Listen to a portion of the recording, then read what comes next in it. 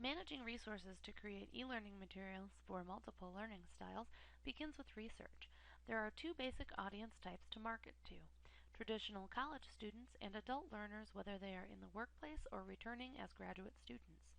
To create a robust distance learning experience, many factors must be considered.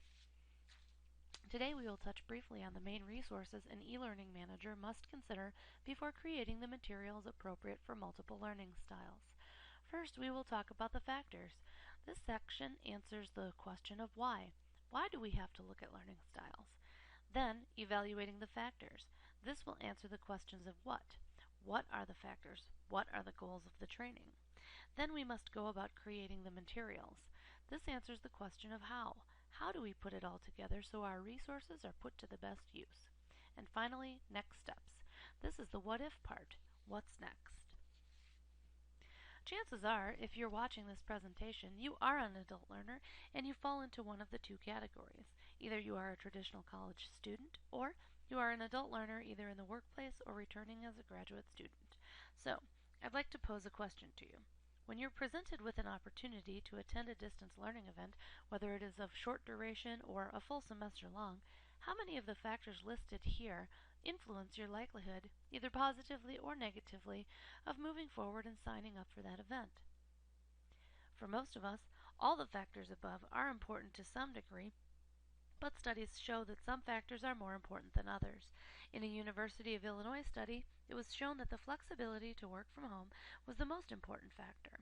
In another U of I study, the Lassie model was used, which is basically a questionnaire about student attitudes toward learning, and the results from that study showed time management as a big predictor of the overall performance of the student. Seems that if we can work from home, we can have better time management, no? Additionally, adult learners want relevance. They want to be engaged, they want to be allowed to share their experiences, and be able to learn and practice with real-world relevant information. So how do we go about evaluating these factors? There are several approaches an e-learning manager should consider when evaluating the types of materials they should implement. Studies like the two mentioned that were conducted by the University of Illinois are significant, but also a pedagogical approach should be used as well. It's not enough just to attract the learner to the program. The learner must become engaged and remain engaged throughout the process. As mentioned in a book called HPI Essentials, the learning must be relevant. Proper gap analysis must be conducted prior to development. Once development begins, all learning styles must be captured and engaged. According to Hold On You Lost Me, synthesis takes place by engaging the learner, encouraging them to share their experiences, having them practice with relevant examples, and then making them accountable for future professional development. Further, the Synchronous Trainer Survival Guide emphasizes the use of instructional methods that encourage asynchronous, self-paced learning, as well as utilizing the latest technology to conduct synchronous learning sessions that are facilitated as open forums.